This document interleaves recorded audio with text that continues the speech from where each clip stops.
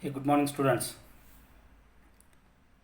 In today's video, we are going to obtain the relation exerted, the pressure exerted by a gas using kinetic theory of gas.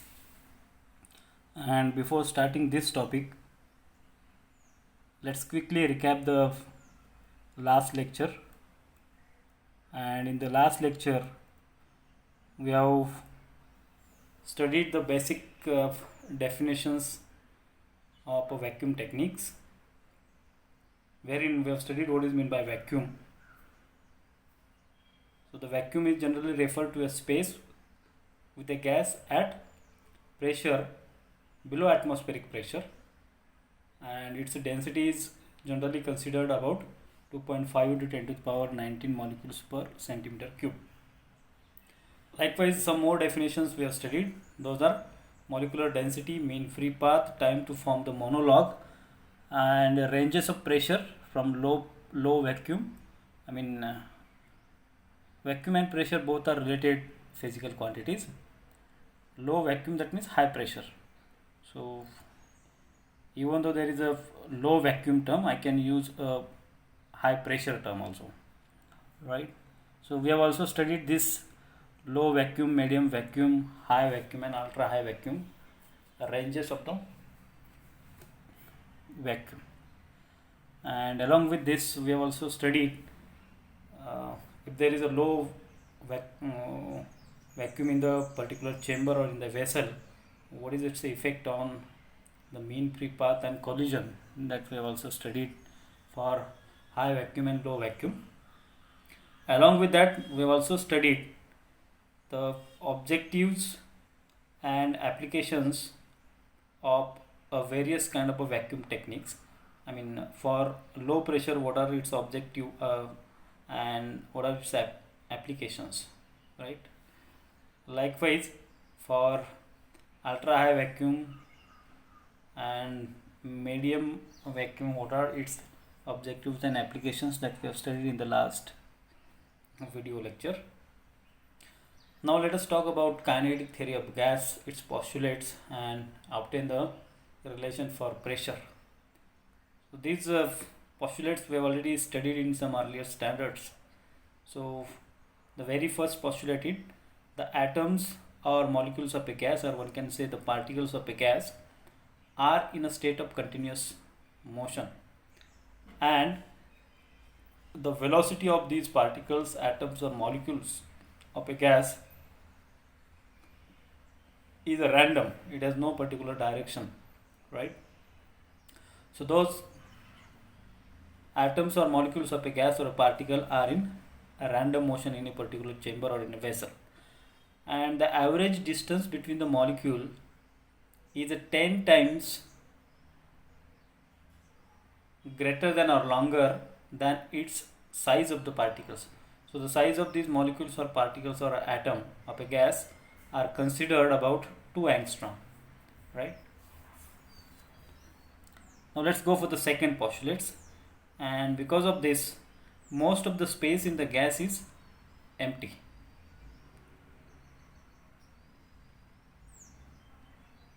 The molecules moves in the straight line as the space is too much available, it is empty space. So the molecules moves in a straight line, and due to large distance, the force of attraction due to any field is negligible.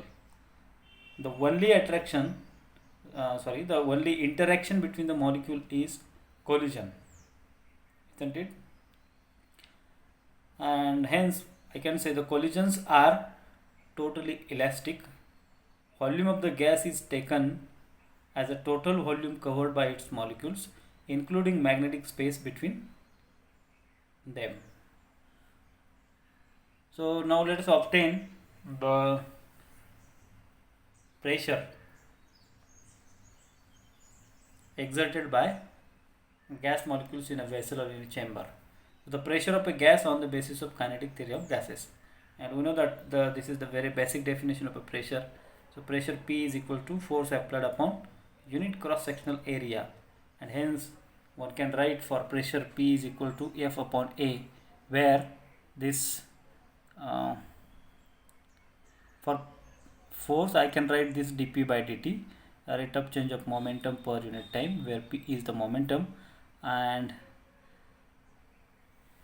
let us consider, in a given quantity of a gas there are n number of molecules, and the mass of this molecule is, let us say, m. So in each field, so the vessel is a cube, so each field in a cube of side A, right? The cube has a side A, and let us draw these sides of the cube, and at yz plane the molecule strikes. Which one is the yz plane? Now this is the x-axis, this is y, and this is z, right? So this is the yz plane. So on the yz plane, molecule strikes with velocity vx. So molecules are coming from this side, it strikes here, right? And the direction of the molecule is along the x direction, positive x direction. So that's why its velocity is indicated with vx, and reflects back with velocity minus vx. If it gets reflected back, so the direction of the velocity will be reversed, and that's why its velocity is denoted with minus time vx. Then the change in velocity is 2x. How much is the change in velocity? So while coming, vx, and going back again vx. So if you combine both velocities, we will get 2vx, right? And this is the particle whose velocity is v, or the molecule of a gas, atom of a gas whose velocity is v. So what will be the change in momentum? Vx is the velocity, and we know the momentum p is equals to mv, and that's why the change in momentum is equal to mass into velocity, but the velocity is 2 times vx. So the change in momentum will become 2mvx, right? And the time after which it strikes again can be calculated by using this formula. Velocity equal to distance upon time, so t is equal to d by v, and therefore we will get this is equals to 2a by vx. How much distance it is traveling? 2a. A is one side of the cube, and the molecule comes, strikes on one wall of the cube, and goes back again. So this way the distance traveled by the molecule or the particle in the chamber is 2a. So the time taken by the molecule to strike the same wall again is 2a by vx, right? So force on the wall we can calculate. So F is equals to 2 times m into vx by 2a, and this will give us mv square by a, right? Now the force due to all n number of molecules on the wall, this is the force for a single molecule. Now let us consider there are n number of molecules in the chamber, and so the force due to all n number of molecules on the wall will be equals to Fx is the force along x direction, and m is the mass of one molecule, and let us say the number of molecules are n, so I can indicate this m with m suffix n, right? So 2mn into vx square by 2a. So this gives us the force due to all n molecules on the all is mn into vx square by a. And how much will be the pressure? So pressure will be equals to force upon area. So this will give us mn vx square by a, right?